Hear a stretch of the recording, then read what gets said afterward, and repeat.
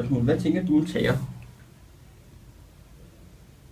Det var et helt vildt stort spørgsmål. Ja. Det kan man jo blive med at snakke om fra nu af, så de næste 4 dage. Ja, det vil jeg godt.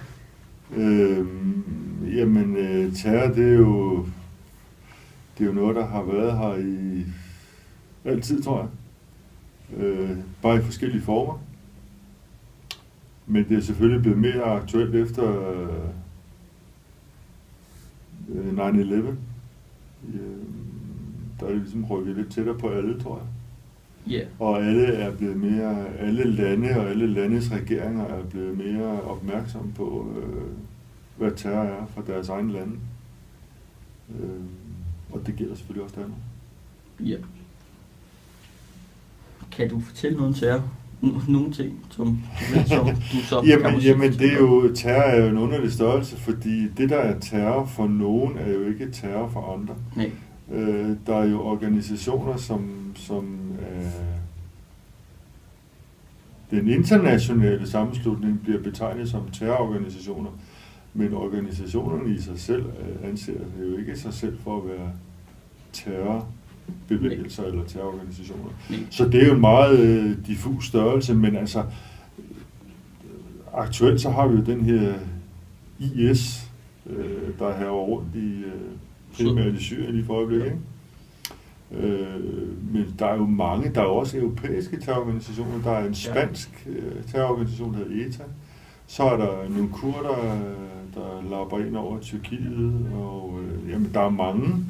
I gamle dage, fra dengang dine forældre, jeres forældre, de var yngre, der var der noget i Irland, der hed IRA, det var også en terrororganisation. Så det har jo altid været der.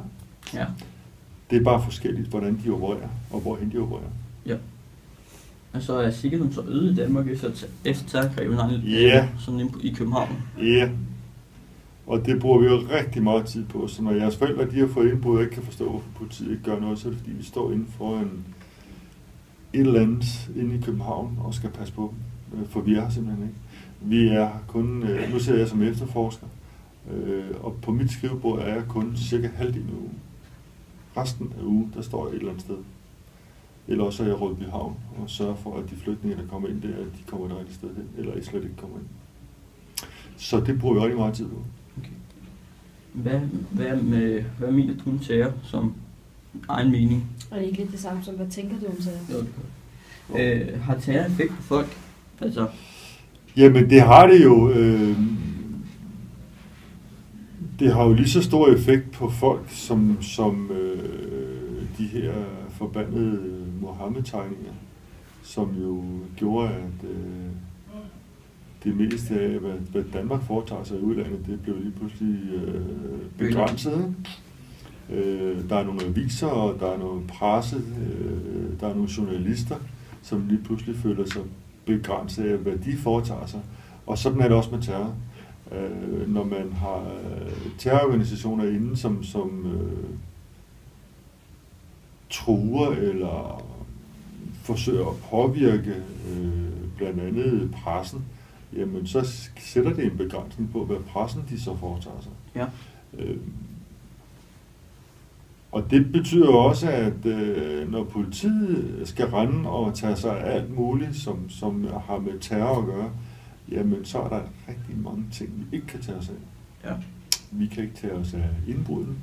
Vi kan ikke tage os af efterforskning af tunge økonomiske sager, hvor milliarder bliver taget ud af det danske samfund.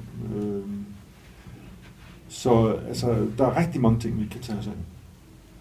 Og så vil politiet, eller os, der ikke er politi, vil vi kunne gøre noget ved det, der sker? Sådan rigtigt.